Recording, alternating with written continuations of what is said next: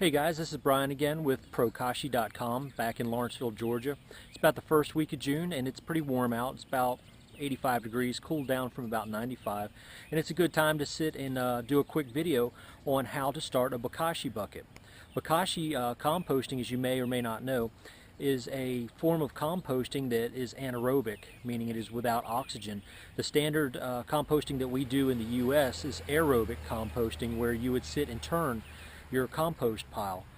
You're pretty limited sometimes on what you can put in your compost pile. Generally, no-nos of typical composting are meats, dairies, things like that. With Bokashi composting, you don't have to worry about that. With Bokashi composting, you don't have to worry about CN ratios. You don't have to worry about turning a pile. You don't have to worry about what can I put in, what can I not put in. So what we're going to do today is take a few minutes and show you how to start a Bokashi bucket. I've been pretty fortunate. I've had my son and his girlfriend come in from Germany, so we've had a bunch of dinners at the house. We've had some guests over and we've had some dinners that we brought back home, and we have a lot of leftovers. And I'm going to show you what you can do with these leftovers with Bokashi composting, which is unlike your standard composting. All your kitchen scraps, all your kitchen waste can be reused. So let's go ahead, take a few minutes, and go right to it. See you in just a second.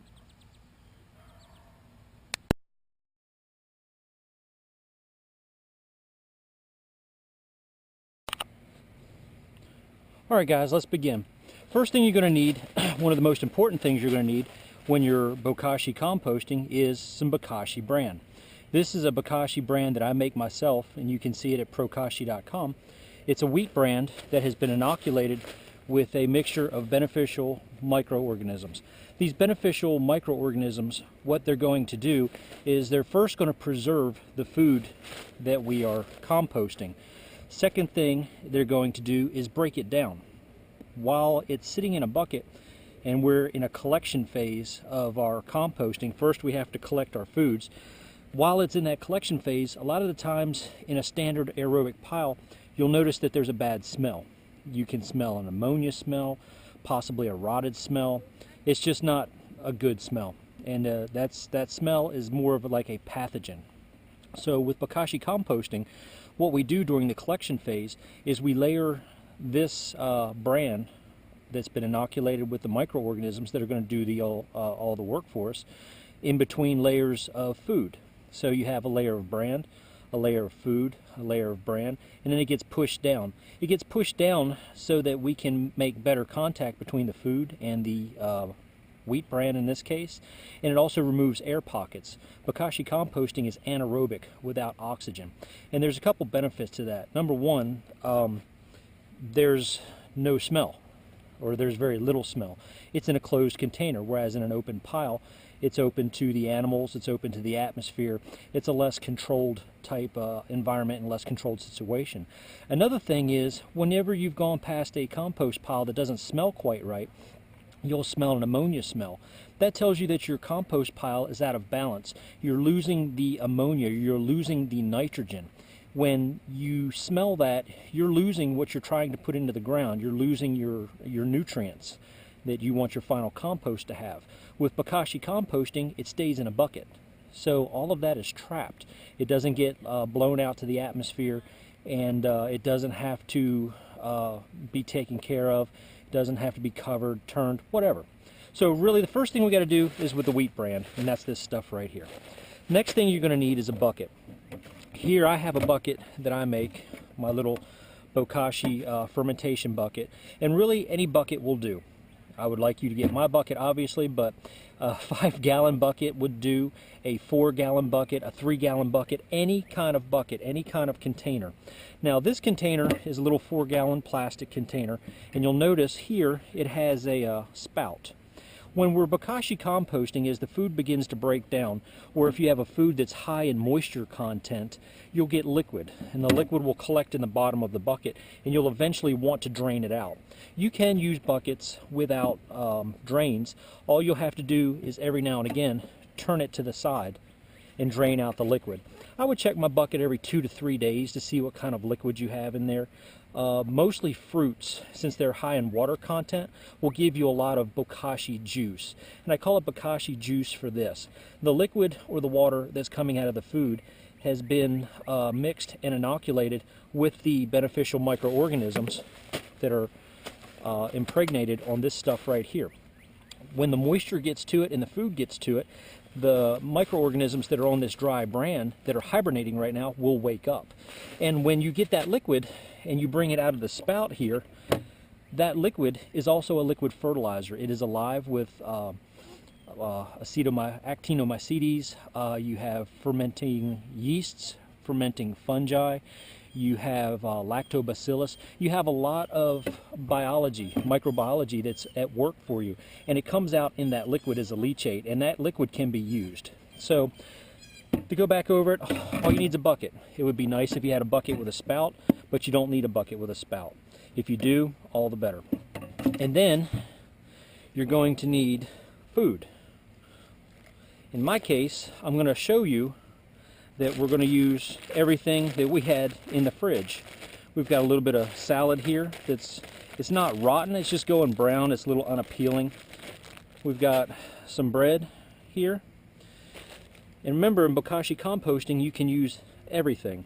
So we've got some hot dogs, we've got some onions, a little more bread. I'm going to show you, we're even going to use some cake. This is cake, it dried out a little bit. Still looks good, but I wouldn't eat it. It's, you know, a little bit dry. So that's something typically you're not going to see in a compost pile. Some other things that you're going to see us put in there, red beets. They were okay. Didn't turn out as good as we liked them to. They were store-bought, and they just didn't work out the way we wanted them to. And here we have some red peppers that we had. A little bit of salad here. You notice the salad's got a little bit of liquid to it. Usually I try to drain the liquids off. Bokashi composting, you know, I guess you can do liquids. It's just best if you don't. You can drain the liquid out, but just to prove a point that it can be done, and I'll show you how to do it if you do have something with some liquid in it, we're going to leave the liquid in here. All right, guys, here we go. Take your Bokashi wheat bran, rice bran, sawdust that's been inoculated, doesn't matter. As long as it's got the microorganisms on it, that's what we want. Reach in and just grab you a little handful. These aren't exact measurements, guys. This isn't going to be rocket science. This isn't going to be one of those compostings where you've got to read a book to get the right CN ratio, the right temperature. Am I going through a thermophilic stage, a mesophilic stage? No, guys, this is composting at its easiest and its best. Get yourself a little handful, sprinkle it in the bottom, just to cover the bottom a little bit, and start putting your food in. So the first thing we're going to do, let me see, let's put a little of the lettuce.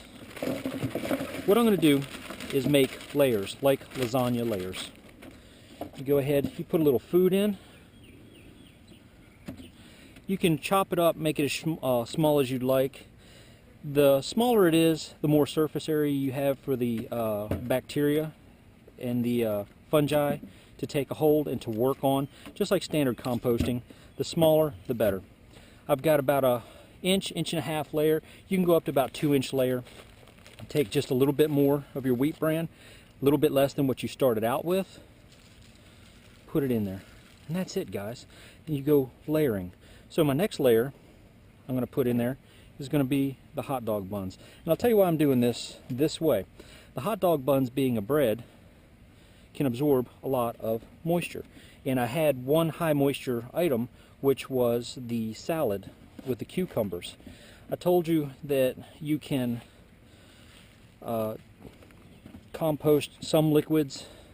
It's better if you don't, but just to prove a point that you can, I'm going to put the bread down in here, and then I'm going to put this stuff with the liquid on top, in the fact that the bread will soak up a lot of the liquid.